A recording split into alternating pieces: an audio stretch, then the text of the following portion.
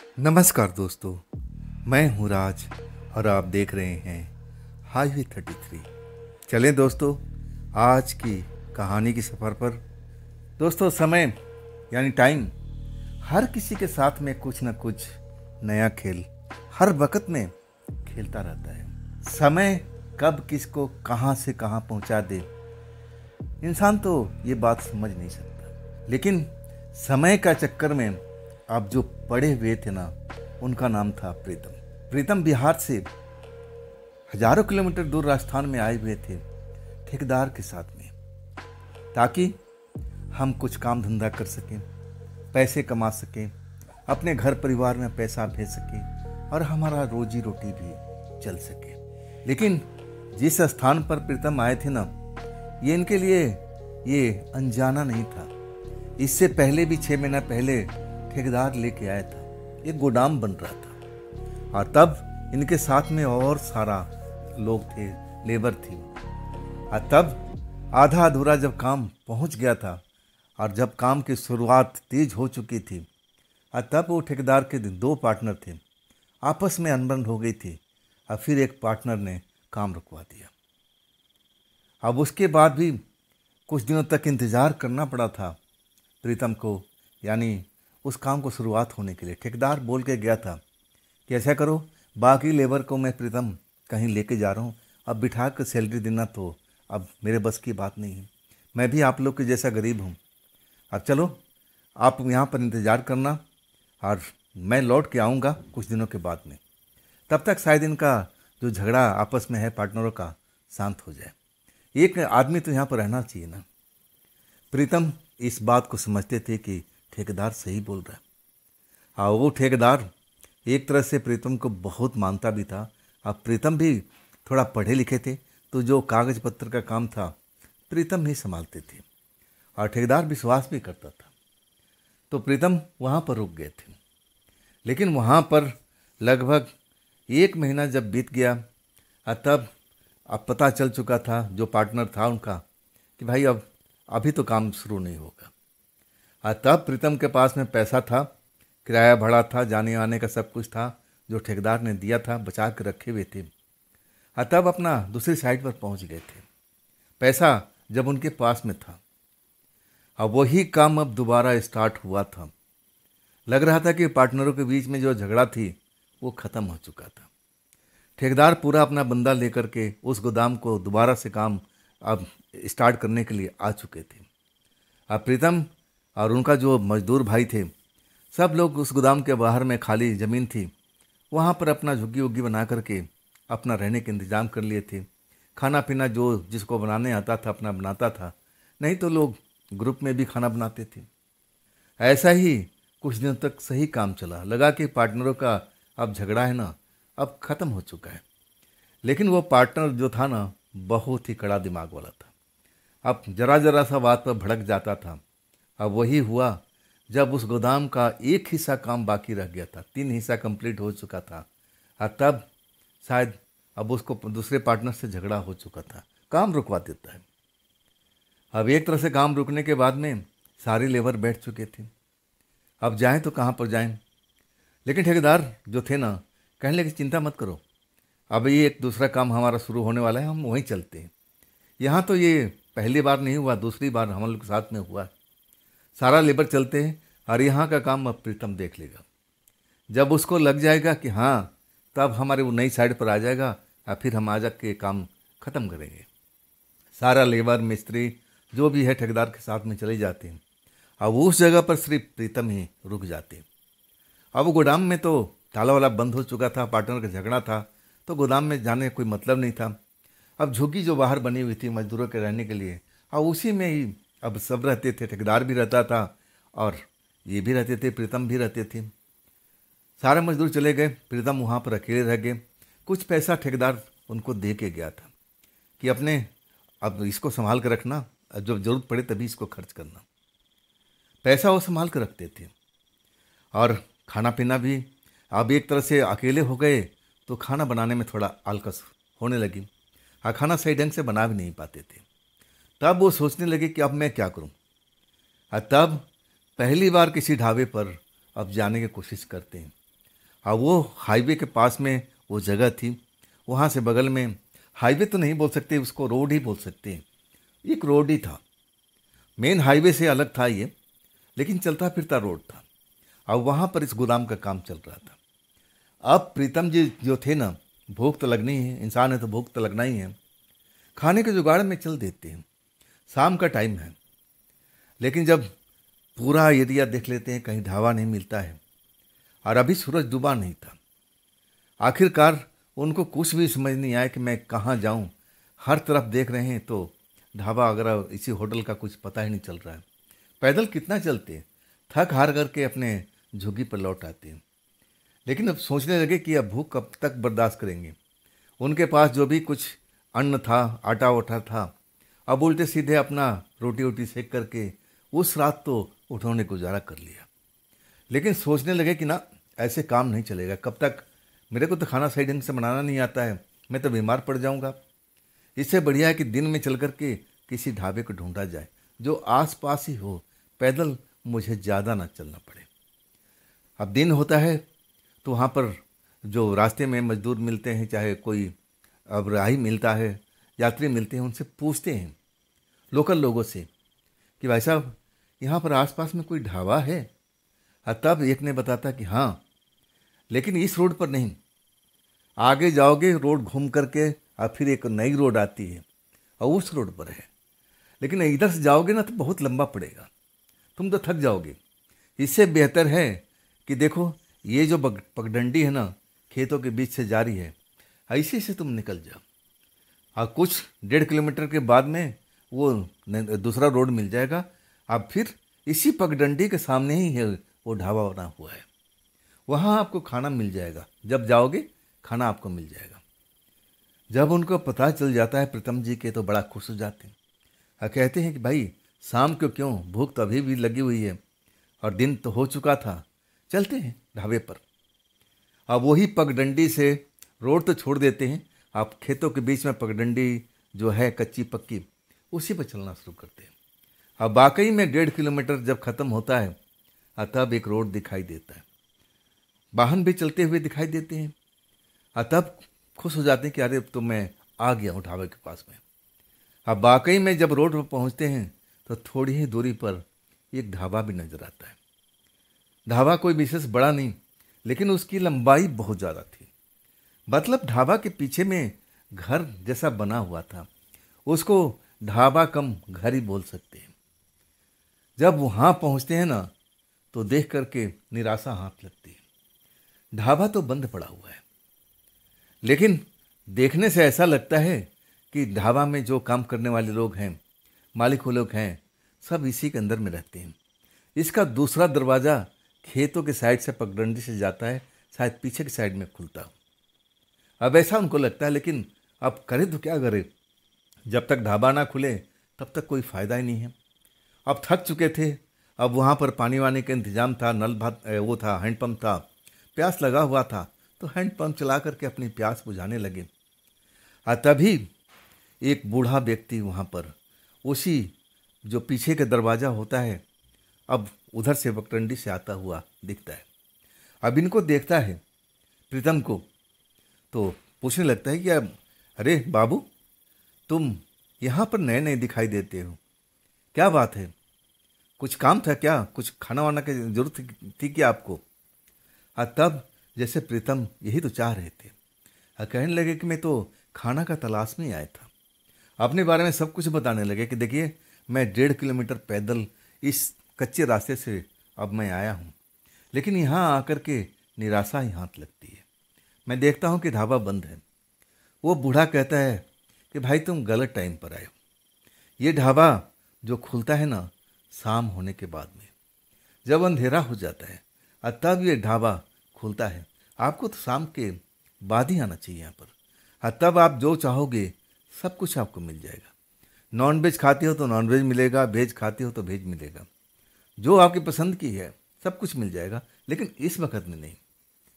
प्रीतम बड़ा भूखे थे, इतना दूर चल के आए थे, भूख और लग गई थी।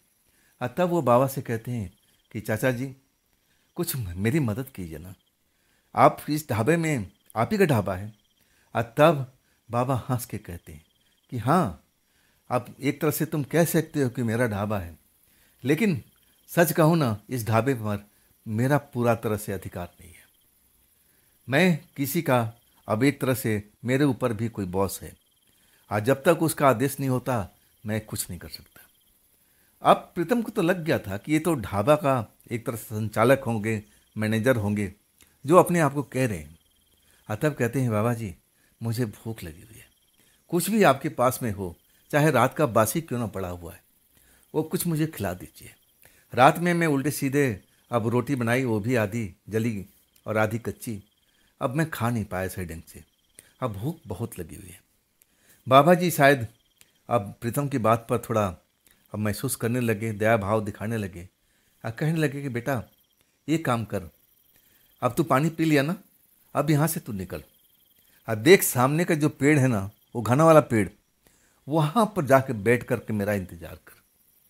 मैं तेरे लिए कुछ ना कुछ लेके आऊँगा, लेकिन इस जगह पर नहीं।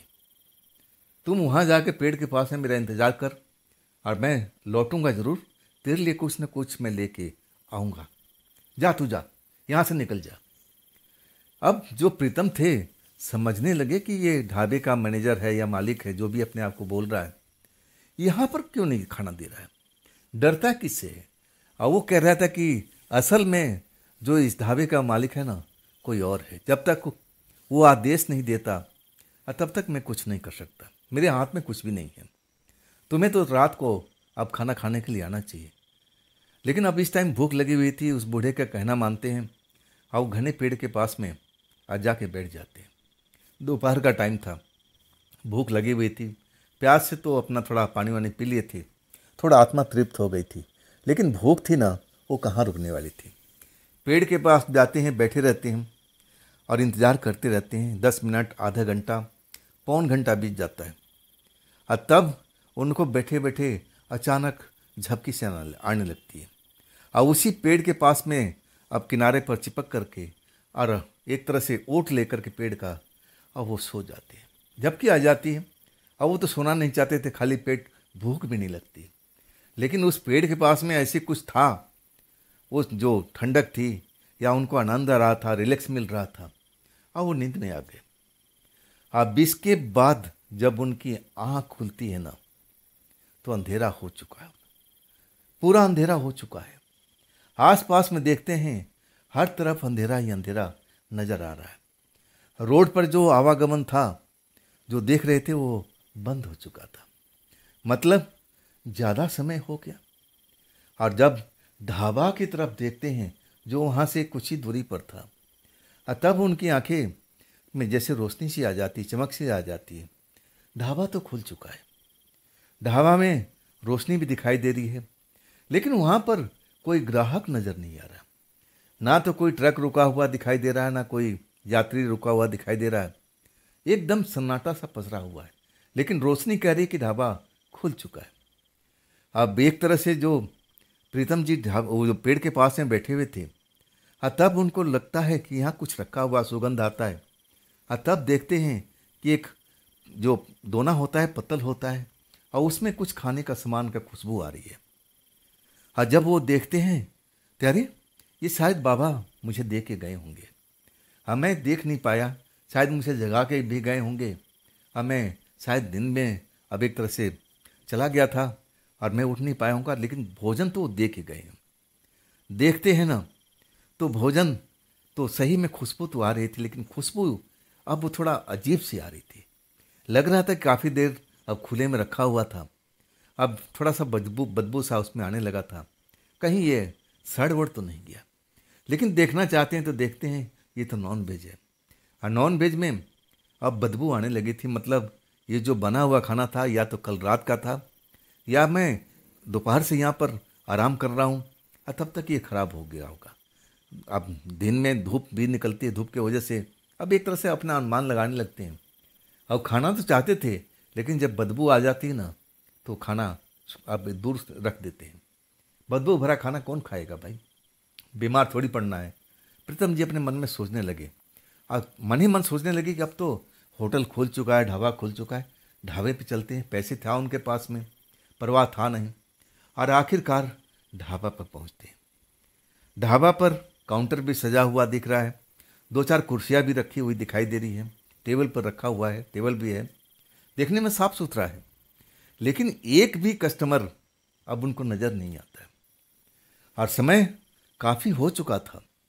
इतना देर उस पेड़ के पास में कैसे सोते रह गए उनको समझ में नहीं आया। लेकिन जो होना था, चलो अच्छी उनको नींद आ गई थी, अब फ्रेश हो चुके थे। अब फिर ढाबा पर आकर के अब देखने लगते हैं कि भाई काउंटर भी सजा हुआ है, सब कुछ है, लेकिन काउंटर पर कोई है ही नहीं। और दूसरी चीज़, वो बाबा कहाँ गए? वो कहते हैं कि ढाबा तो मेरा ही है, बाबा भी नज़र नहीं आ रहे। हाँ, खाली कुर्सी रखी हुई है। आखिरकार ये कुर्सी खींच करके बैठ जाते हैं और आवाज़ लगाते हैं कि बाबा जी आप हो यहाँ पर? कोई है इस ढाबे में? मुझे भूख लगी है, मुझे खाने की ज़रूरत है। कुछ देर आवाज़ देने के बाद में कोई जवाब नहीं आता। और रोड जो था ना, बिल्कुल सन्नाटा भरा हुआ था, एक भी आवागमन उस रोड पर नहीं हो रहा था। ऐसे लग रहा था कि 10-11 बजे के आसपास का टाइम हो चुका है और ऐसे ही रात का पहर लग रहा था। अब खेतों में अब एक तरह से गिद्धड़ों की आवाज़ भी सुनाई दे रहा था। आसपास के जो वातावरण था, जैसे झिंगुरों की आवाज़ अब तेज तेज होती जा रही थी। हाँ, कुछ ऐसी आवाज़ भी थी जो अजीब किस्म की थी। वो आवाज़ को एक तरह से प्रीतम जी कभी सुने नहीं थे। हाँ, वो जो भी आवाज़ निकलती थी ना, तो थोड़ा भयभीत हो जाते थे वो आवाज़ सुन करके। ऐसा उनका अनुमान लग रहा था कि ये कोई जंगली जानवर का आवाज़ है या फिर कोई पक्षी की आवाज़ है जो पेड़ पर बैठा हुआ है। अब वो पहचान नहीं सकते थे कि कैसी आवाज़ है, लेकिन जैसी आवाज़ आती थी ना, अजीब तरह की आवाज़, अब वो थोड़ा भयभीत हो जाते थे। खैर, अब तो ढाबा पर बैठे हुए थे, अब डरने की क्या जरूरत है, रोशनी वगैरह सब कुछ था, इत्मीनान से कुर्सी पर बैठे हुए हैं और ढाबे वाले को बुला रहे थे। लेकिन बाबा भी नहीं आते और ढाबा में कौन है उनके अलावा कोई नज़र में नहीं आता। 2-4 बार जब आवाज़ देते हैं ना, तब एक सुरीली आवाज़ सुनाई देती है, रुकिए रुकिए, थोड़ा सा देर में आ रही हूँ, बस बैठे रहिए। वो आवाज़ जब सुनते हैं ना, तो मक्खन की तरह, यानी मिश्री से भरी आवाज़, इतनी मीठी आवाज़ वो सुनते हैं। वो एक लड़की की आवाज़ थी। हाँ, एक तरह से उनको लगने लगा कि बाबा जी तो बोले थे कि ढाबा मैं चलाता हूँ, लेकिन मालिक कोई और है। खैर, हमें क्या करना है, हमें तो अपने पेट पूजा से मतलब है, खाना मिल जाएगा, भोजन करेंगे और सीधा अपना गोदाम के पास झुग्गी में जा कर के आराम से नींद ले लेंगे। हमें क्या करना है, कौन ढाबा चला रहा है नहीं चला रहा है। लेकिन बाबा वो जो उनको मिले थे दिन के टाइम में, वो दिखाई नहीं पड़े। कुछ देर के बाद में अब एक जवान लड़की अब एक तरह से कुछ हाथ में लिए हुए काउंटर पर रखती है और उसको देखते रह जाते हैं प्रीतम जी। वो भी जवान थे, हट्टा कट्टा थे, पढ़े लिखे थे थोड़ा बहुत, और उस लड़की को देखते हैं ना, तो मन बड़ा व्याकुल हो जाता है। ऐसा लगता है कि ये लड़की जैसे मैं इसी के लिए यहाँ पर आया हूँ। भूख तो जैसे वो भूल चुके थे, जैसे ही उस लड़की को देखते हैं ना, मन में एक जिज्ञासा, प्रेम भाव, ना जाने क्या क्या उनको अरमान जागने लगते हैं उस लड़की को देख करके। जैसे अपना सब कुछ भूल करके हम ये किस लिए ढाबे में आए हैं, मुझे तो पेट भरना है, फिर अपने जुग्गी पे चले जाना सोने के लिए। लेकिन जब उस लड़की को देखते हैं ना, तो सब कुछ भूल जाते हैं। लगातार उस लड़की को घूरते रहते हैं। लड़की वो जो भी सामान लेकर आई थी काउंटर पर रखती है, कुछ सामान वहाँ से उठा करके फिर अंदर के साइड में जाती है, पीछे के साइड से। अब भगवान ने उसको फुर्सत से बनाया था, प्रीतम जी का कहना था कि वो बला की खूबसूरत थी। ऐसी लड़की, और वो भी एकांत इस होटल में, और वो भी अकेले, कमाल की बात है। जो भी हो, ईश्वर ने इस लड़की को बड़ा फुर्सत से बनाया। अब इनका तो दिमाग झंझना गया था उस लड़की को देख करके। उसके हुस्न में जैसे डूब रहे थे, तैर रहे थे वो अपने आप को, अब उसके अब जुल्फ में जैसे अब समाना चाहते थे। ऐसा इनका मन तन सब कुछ हो चुका था प्रीतम जी का। भूख भूल गए थे। 2-4 बार ऐसे ही अंदर बाहर लड़की कहती है, कुछ सामान ले आती है, कुछ सामान अंदर ले जाती है। तब जा कर के प्रीतम के पास कुर्सी पर आती है, जहाँ प्रीतम कुर्सी पर बैठे हुए और उस लड़की को अपनी आंखों से घूरते जा रहे हैं, जैसे आंखों से उस लड़की को निगल लेंगे। और वो लड़की आकर के पास की कुर्सी खींचती है और फिर बैठ जाती है और फिर कहती है, जी बताइए क्या सेवा करूं आपकी, क्या खाएंगे आप? आज मैं नॉनवेज बहुत शानदार बनाई हूँ, आप खाओगे ना तो उंगलियां चाटते रह जाओगे। अब मैं मालूम है आप नॉनवेज खाते हैं, आप मना मत करना कि आप नॉनवेज नहीं खाते हैं। आप तो जैसे प्रीतम जी जो बोल रही थी ना, सब कुछ इस कान से सुन रहे थे, दूसरी कान से निकाल रहे थे। बस टकटकी लगाए उस लड़की का चेहरे को देख रहे थे, जैसे उसका रसपान कर रहे हो। और लड़की को भी ये महसूस था कि हाँ, ये जो शख्स है, जो इंसान है, मुझे घूर रहा है, लेकिन उसको कोई फर्क नहीं पड़ रहा था। इत्मीनान से प्रीतम जी के साथ में बातें कर रही थी, और वो भी बिल्कुल नज़दीक बैठ करके। उसके शरीर से जो सुगंध निकल रहा था ना, वो सुगंध से जैसे और व्याकुल हो चुके थे प्रीतम जी। मन तो कर रहा था बस खाना क्या भाई, एक बार मेरी बाहों में आ जाए, अब फिर मैं सब कुछ भूल जाऊंगा।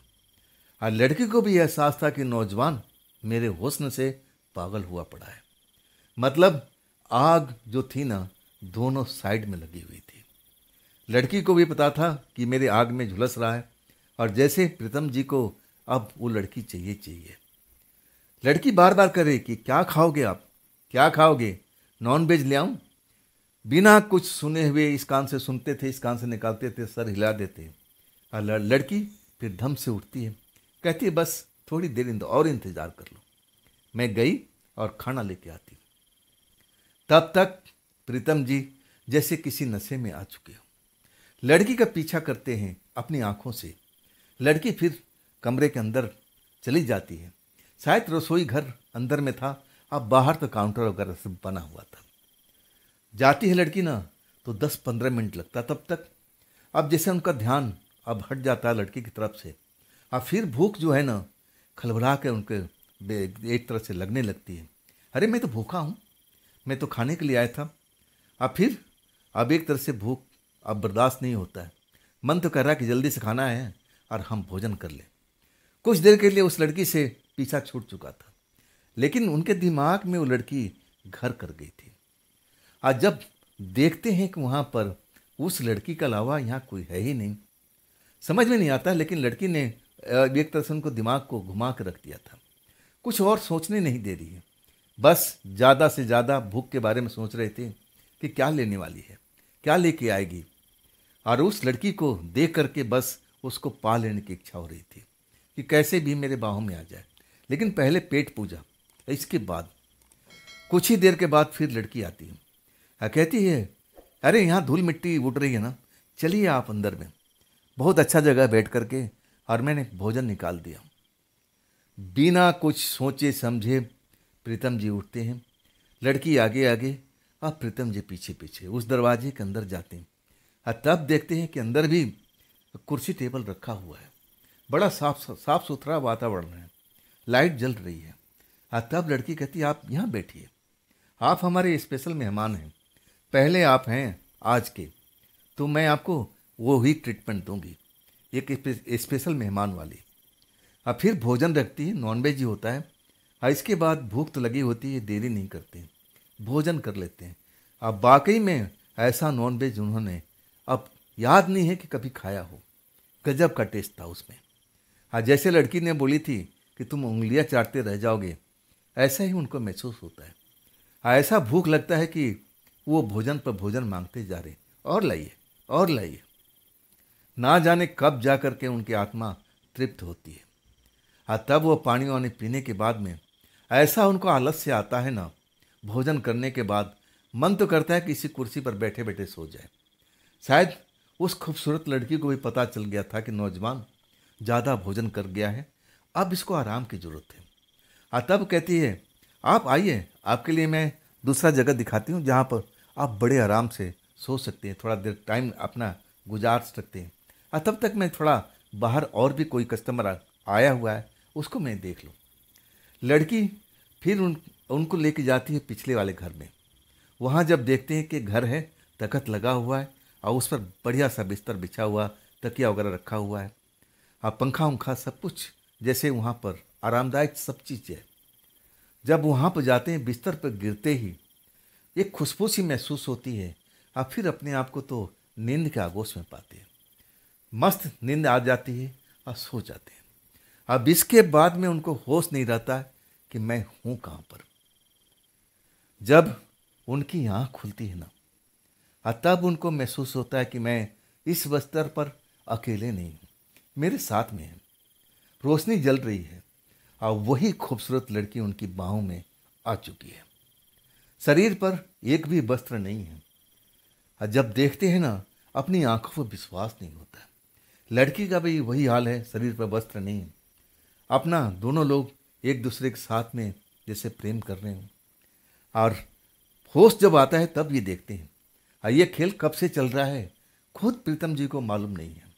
लेकिन जब होश आता है ना, तब जैसे अब उनको याद आ जाता है कि मेरा नाम प्रीतम है, मैं तो वहाँ पर एक तरह से झुग्गी में रहता हूँ, और अब रात काफ़ी हो गई है, मुझे तो वहाँ जाना पड़ेगा। और तब कहते हैं कि मैडम जी अब तो मुझे जाना पड़ेगा।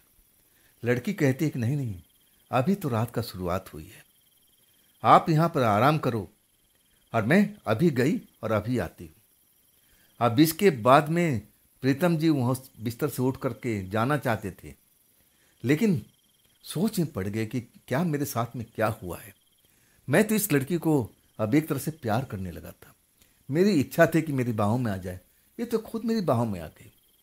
और इसने कितना शानदार भोजन मुझे कराया। अब इसके बाद अब एक तरह से इंतजार करने लगे कि लड़की कब आए कब आए। और आखिरकार उनको फिर नींद आ जाती है उसी बिस्तर पर। जब फिर आँख खुलती है ना, फिर उस लड़की को पाते हैं। और तब अब एक तरह से वो लड़की से कहते हैं कि क्या सुबह हो गई है। लड़की कहती कि नहीं, अभी नहीं, अभी सुबह होने में बहुत वक्त बाकी है। कुछ ग्राहक आए हैं और मैं निपटा के आ रही हूँ, आप यहीं पर आराम करो। कैसा लगा मेरा भोजन, मेरे हाथ का भोजन, और कैसा लगा मेरा प्रेम। अब एक तरह से प्रीतम जी के पास में कोई जवाब नहीं था, बस मुस्कुरा देते हैं। हाँ, तब लड़की उनको गालों को छूती है और कहती है तुम अभी आराम करो, रात बहुत काफ़ी है, मैं कुछ ग्राहकों को अब निपटा के आ रही हूँ। अब फिर वो चली जाती है। जाने के बाद वही होता है, खाली बैठे रहते हैं, उस घर को, उस लाइट को, उस पंखे को घूरते रहते हैं। अब फिर कब नींद आ जाता है उनको पता ही नहीं है। आखिरी बार जब नींद खुलती है उनकी, जब आँख खुलती है, और तब अपने आप को उसी पेड़ के पास में, उस घने पेड़ के पास में अपने आप को पाते हैं। जब वहाँ पाते हैं ना, तब सुबह हो चुकी होती है। उस रोड पर आवागमन शुरू हो जाता है, कुछ गाड़ी गुजरती है, शायद उसी आवाज़ से उनका नींद खुल जाता है। जब नींद खुलता है तो रात का हालात उनको अच्छी तरह से याद था। आँख खुलते ही वो तो एक जैसे महल में थे, एक परी के साथ में ऐसा महसूस कर रहे थे कि जो वो खूबसूरत लड़की एक परी समानी थी, इतनी सुंदर थी। ऐसी लड़की कहाँ कोई नज़र जल्दी से आती है। और उसने जो भोजन तैयार किया था, नॉन वेज, कमाल का उसका स्वाद था। और उस लड़की ने मेरे साथ में बहुत देर तक प्यार किया था, लेकिन मैं यहाँ पर क्या कर रहा हूँ। सुबह होने के बाद में अपने आप को देखते हैं, कपड़ा लत्ता जो भी उल्टा सीधा था उसको सही करते हैं, और सोचने लगते हैं कि मैं इस पेड़ के पास से तो मैं उठ करके गया था, अब मैं वहाँ कुर्सी खींच कर बैठा था, अब फिर मैं इस पेड़ के पास में कैसे आ गया। ये कौन सा जादू मेरे साथ में चल रहा है। सुबह होने के बाद में उठते हैं, और जब उस ढाबा के पास जाते हैं तो ढाबा का दरवाज़ा तो बंद है। और वो जो बुजुर्ग मिले थे उनको वो दातुन करते हुए नजर आते हैं हैंडपंप के पास में। जब उनको देखते हैं तो चहकने लगते हैं, अरे बाबा जी, मैं तो कल से आपको ढूंढ रहा था। हाँ, तब बाबा जी कहते हैं तुम कौन सा बेसुधी में सोए हुए थे, क्या नशा वशा खा के आए थे। मैंने बोला था कि पेड़ के पास में जाके बैठ जाना, और तुम जाके वहाँ सो गए। मैं नॉन वेज लेके गया था तुम्हारे लिए, अब मैं तुम्हें बहुत जगाया लेकिन तुम उठ नहीं पाए। मैं सोचा कि शायद नशे में होगे, अब शायद कुछ देर में तुम्हारी आँख खुल जाए। मैं खाना वहीं रख के आ गया था, क्या तुमने भोजन किया था। अब तब सब कुछ एक तरह से उनको दिमाग में सब कुछ याद आ गया कि हाँ, ऐसा तो हुआ था। मेरे बगल में वो नॉनवेज पड़ा हुआ था जिसमें बदबू आ रही थी। तब बाबा जी से कहते हैं कि बाबा जी, उसमें से तो बदबू आ रही थी। अब इसके बाद मेरी आँख खुलती है रात को, तब ये आपका ढाबा खुला हुआ था, आप तो नज़र नहीं आए। लेकिन लाइटें वगैरह, अब काउंटर सजा हुआ था, कुर्सी टेबल भी सब रखा हुआ था। मैं आया, बैठा। अब फिर पूरी की पूरी कहानी अब बताने लगती हूँ। लेकिन उस लड़की के जो मामला था ना, थोड़ा छिपाने लगे। अब इतना नहीं कि खुलकर बताए कि वो लड़की मेरे साथ में क्या क्या किया है। लेकिन बाबा जी समझदार थे, वो सब कुछ समझ जाते हैं। और उनकी आंखें जो है ना, खुली की खुली रहती है, बड़ी बड़ी हो जाती है जब पूरा बात समझते हैं। आज तब कहते हैं कि बेटा, जिसका डर था वही तेरे साथ में हो गया। इसलिए मैं तुम्हें समझा रहा था कि बेटा, ये ढाबा मेरा नहीं है एक तरह से नाम, जो नाम है मेरा ही है, लेकिन असली मालिक कोई और ही है। कल तो मैंने ढाबा खोला ही नहीं था।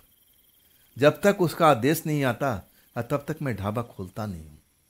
मैं तो जाके आराम कर रहा था। आप जब सुनते हैं ना प्रीतम जी, तो उनके होश उड़ जाते हैं। तब कहते हैं कि बाबा, जब आप इस ढाबा के मालिक हो, असली मालिक हो, तो आदेश देने वाला कौन है? क्या वो लड़की है? क्या आपकी कोई रिश्तेदार है, कोई जान पहचान की है, या आपकी मालिक है वास्तव में? बाबा जी तो बहुत कुछ बताना चाहते थे, लेकिन अपना होठ सी लिए थे। वो इधर उधर देखने लगे और कहने लगे, बेटा यहाँ नहीं, तो उसी पेड़ के पास में चल, मैं वहीं पर कुछ देर के बाद में आऊँगा, जरूर आऊँगा बेटा, तू जा, बाकी बातें हम वहीं पर करेंगे। मन में बड़ा भय हो गया था। जब बाबा जी अब सब कुछ बताते हैं, समझ में नहीं आता है कि आखिर इस ढाबा को कौन चलाता है। क्या वो लड़की इस ढाबा के मालिक है? कुछ समझ में नहीं आ रहा था। आखिरकार क्या रहस्य था इस ढाबे का, अब जानने के लिए बड़ा जिज्ञासा मन में थी। अब एक तरह से उनके पास में काम तो था नहीं, जाके झुग्गी पर आराम ही करना था। तो सोचने लगे कि क्यों ना अब चल के अब थोड़ा देर उस ब्रिज के पास में बैठे जहाँ अब शाम को बैठे थे, और बाबा जी का आने का इंतज़ार करें। अब वही होता है, जाते हैं, अब कुछ देर इंतज़ार करने के बाद में बाबा जी आ जाते हैं, उनके पास में आके बैठ जाते हैं। तब कहते हैं कि बेटा, अब पूछ, क्या जानना चाहता है? तब प्रीतम है ना, शुरू से लेकर के दोबारा से फिर कहानी बताते हैं, और वो छिपाते नहीं इस बार में। कहते हैं बाबा जी, उस लड़की ने मेरे मनोदशा ही बदल दिया था। मैं कहूँ ना कि उसके मैं प्यार में पागल हो चुका था, जैसे उस लड़की ने मेरे ऊपर में कोई जादू कर दिया था। जब सुन लेते हैं ना बाबा जी, तो उनको आश्चर्य नहीं होता। हाँ, घूरते रहते हैं जरूर प्रीतम की तरफ में। कहते हैं कि बेटा, शुक्र है भगवान का, तू अभी तक सही सलामत है। अब मैं कहूँगा कि बेटा, इस ढाबे से तू दूरी चला जाए। जब ये पूरी बात सुनते हैं प्रीतम जी उस बाबा का, तो कहते, बाबा ऐसा क्यों बोल रहे हो आप? वो लड़की है कौन, इतनी खूबसूरत लड़की? वो ढाबे में आपके काम करती है, ढाबे के मालिक है, क्या है उसके बारे में मुझे सब कुछ बताओ। मैं तो उससे मिलने के लिए अब एक तरह से बेचैन हूँ, मैं उससे मिलना चाहता हूँ। तब बाबा जी कहने लगे, खबरदार बेटा, बस जो तुमने मिलना था रात में मिल गए। अगर तुम दोबारा उस लड़की से मिलने की कोशिश करोगे ना, तो इस बार में तुम जिंदा यहाँ से निकल नहीं पाओगे। शुक्र मनाओ कि उस लड़की ने तुम्हें जिंदा छोड़ दिया। खैर मनाओ, अब तुम यहाँ सीधा जहाँ रहते हो और चले जाओ। अब भूल करके भी इस ढाबे की तरफ बिल्कुल मत आना। अब एक तरह से आश्चर्य में प्रीतम जी डूबे हुए थे। बाबा जी जो अब बताएं, डर गए थे। आखिर बात क्या है बाबा जी? मुझे जब तक कुछ नहीं समझाएंगे, बताएंगे नहीं, तब तक मैं पूरा रहस्य कैसे समझ पाऊंगा? तब बाबा जी कहने लगे कि देखो, मैं तो कहूँगा कि इस रहस्य को ना ही जानो तो अच्छा है, तुम्हारी सेहत के लिए भी अच्छा है। लेकिन मोटे मोटे तौर पर तुम्हें बता देता हूँ ताकि तुम्हें याद रहे। तब बाबा जी कहते हैं कि देखो, शुरू से ये होटल मेरा ही था। हाँ, मेरा इस होटल में कुछ लोग भी काम करते थे। ऐसा नहीं था कि होटल मेरा चलता नहीं था। शुरू शुरू में जब मैं होटल खोला था ना, तो ठीक ठाक चलने लगा था और तरक्की होने लगी थी मेरी। ट्रकें आकर रुकती थी, राहगीर आके भोजन करते थे। हम एक तरह से नॉन वेज खाना बनाते नहीं थे उस टाइम में, हम वेज ही बनाते थे, वेज का ही डिमांड होता था। लेकिन धीरे धीरे जो मेरा काम था ना, अब बैठने लगा था। समझ में नहीं आ रहा था कि चलता फिरता काम अचानक बंद कैसे होने लगा। मैं एक तरह से परेशान रहने लगा अब हमारे पास में अपने जो वर्कर थे उनके देने के लिए पैसे भी नहीं अब मैं इकट्ठा कर पाता था। ऐसा मेरे हाथ हो गया था। ऐसा लगने लगा कि मैं अपनी जीवन भर का जो पूंजी जमा किया हुआ था सब इस ढाबे में लगा दिया था और सब कुछ अब बर्बाद हो जाएगा। अब मैं कहीं का नहीं रहूँगा। और वही अंत में होता है कि सारे नौकर को मैं छुट्टी कर देता हूँ और कहता हूँ कि भाई अब इस ढाबा को बंद करूँगा। खैर नौकर चलने के बाद में मैं महसूस करता हूँ कि मैं करूँ तो क्या करूँ, कौन सा मैं काम करूँ। बूढ़ा हो चुका, मजदूरी कर नहीं सकता है, चलो अकेला ही अपना काम को धीरे धीरे बढ़ाते। और वही मैं काम करने लगा। कुछ लोग आते थे और थोड़ा बहुत आमदनी हो जाती थी और उसी में अपना गुजर बसर करता था। लेकिन मैं सोचने पर विवश था कि आखिर ही मेरा चलता फिरता ढाबा कि क्यों इतना अब एक तरह से काम करना बंद कर दिया, मतलब आमदनी, लोग आते नहीं थे, ऐसा क्या हो गया था। इसी चिंता में मैं डूबा रहता था। रात के करीब 9 बजे हुए थे और बारिश का मौसम था। रिमझिम रिमझिम फुहारें पड़ रही थी और मैं ढाबे के अंदर में बैठा हुआ अब ग्राहक का इंतजार कर रहा था। और तभी एक जवान लड़की आती है। देखने में किसी अब बड़े घराने की लग रही थी, कपड़े लत्ते अच्छे, खुले हुए बाल। अगर जवान कोई लड़का हो ना तो एक नज़र में देख कर को उस पर मोहित हो जाता। लेकिन मैं तो बूढ़ा आदमी ठहरा बेटा, मैं क्या मोहित होना। लेकिन मेरी भी आंखें अब उस पर टिकी हुई थी। तब वो आती है, बैठती है और कहती है कि मुझे भोजन चाहिए। मैं भोजन को बताता हूँ कि मेरे पास में ये भोजन है और वो जो डिमांड करती है नॉन वेज की। मैं हाथ जोड़ लेता हूँ कि देखिए मेरे ढाबा में ये बनता ही नहीं है। और तब वो कहती है कि अगर तुम नॉन वेज नहीं बनाओगे ना, ये ढाबा तुम्हारा ख़त्म हो जाएगा। तुम नॉन वेज बनाना शुरू करो और देखना ये तुम्हारा ढाबा अब चलने लगेगा। और इस काम में तुम्हारी मैं खुद मदद करूँगी। जब मैं पूछने लगा कि आप इतने बड़े घराने के हो, कपड़े लत्ते से अच्छे दिख रहे हो, तो आप मेरी मदद क्यों करोगे। तब वो अपनी असलियत बताती है कि हाँ हूँ मैं बड़े घराने से, लेकिन मैं यह एक अब प्रेत आत्मा हूँ, भूखी रहती हूँ। मुझे भी भूख लगती है, प्यास लगती है। मुझे तो भूख बर्दाश्त भी नहीं होती। लेकिन मैं ये दाल रोटी नहीं खा सकती, मुझे अब नॉन वेज चाहिए। और नॉन वेज बनाओ और देखना जब से तुम नॉन वेज बनाना शुरू करोगे ना, मैं तुम्हारे साथ में मदद करूँगी और देखना तुम्हारे पास में ग्राहक जुटना शुरू हो जाएंगे। लेकिन एक शर्त है, इसमें हिस्सेदारी मेरी ज़्यादा होगी, 3 हिस्सा होगी और 1 हिस्सा तुम्हारा होगा। और जब मैं चाहूँगी अकेले ढाबा चलाऊँगी और उस रात को तुम नहीं आओगे।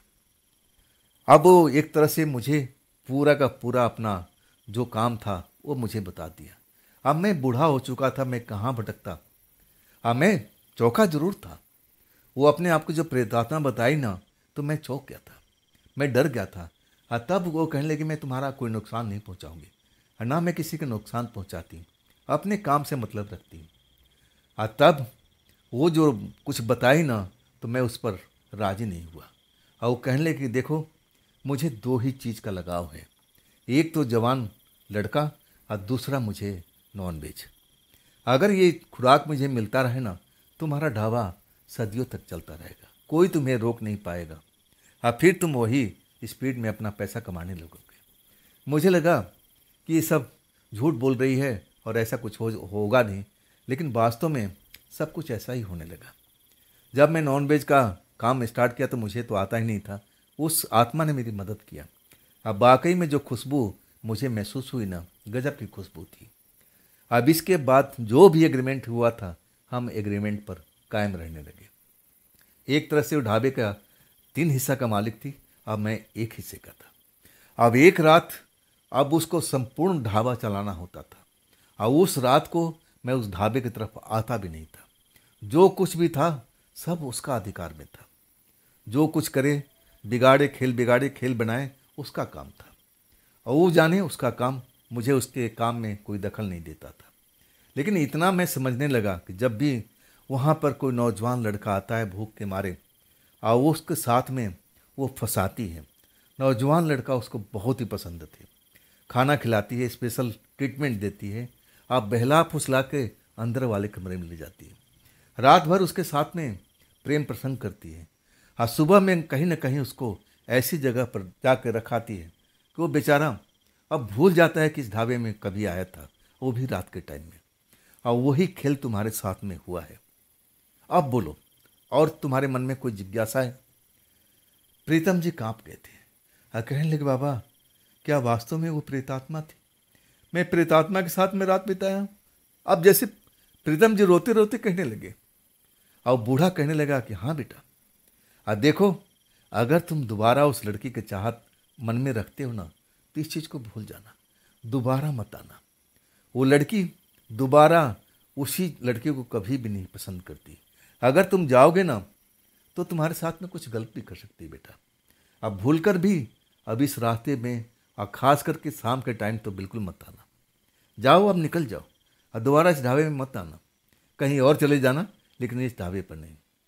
अब इसके बाद प्रीतम जी अपनी जान बचाते हुए एक तरह से, अब तो दिन का उजाला था, और अपना झुग्गी में पहुँचते। वहाँ पर मालिक आकर के उनको खोज रहा था और कहने लगा कि भैया ऐसा है, कुछ महीनों तक ये काम फिर बंद रहेगा, अभी हमारी सुलह नहीं हो पाएगी। आप खामखा अपना टाइम मत खराब करो और निकल जाओ। 6 महीने में अपने ठेकेदार को बोल देना कि एक बार आ करके अब मुझसे मिल लेगा, और जो कुछ होगा मैं बता दूंगा। अब उसके बाद अब उस जगह पर क्यों भला प्रीतम जी रहने जाएं? अब मौका भी मिल गया था, और इसके बाद अपना बोरिया बिस्तर बांध करके और अपने ठेकेदार के साइड पर चले जाते हैं। और वो वास्तव में 6 महीने के बाद में काम में स्टार्ट होता है, और तब प्रीतम जी मना कर देते हैं कि ठेकेदार साहब मुझे किसी और साइड पर भेज दो, लेकिन मैं उस साइड पर बिल्कुल नहीं जाऊंगा। ठेकेदार पूछता है, और तब वो सारा रहस्य खोल देते हैं। ठेकेदार हंसने लगता है और कहता है, प्रीतम तुम तो पढ़े लिखे हो, और तुम भी आत्मा पर विश्वास करते हो। और तब प्रीतम जी हंस के कहते हैं, अभी ठेकेदार साहब उस आत्मा के चक्कर में आप पड़े नहीं हो। आप पहचान नहीं पाओगे कि वो कोई प्रेतात्मा है। वो हाड़ मांस की बनी हुई लड़की अब लगती है, तुम उसको देख करके धोखा खा सकते हो, ऐसी है वो।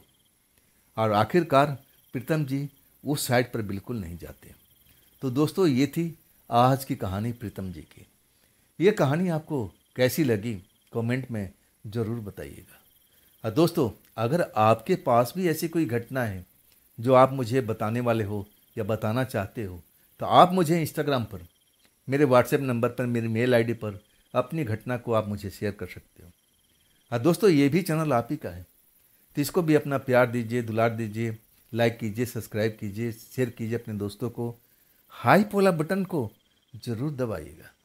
तो दोस्तों, फिर हम मिलते हैं ना कल की रात इसी चैनल पर, इसी टाइम पर। आप लोग अपना ख्याल रखिएगा। नमस्कार।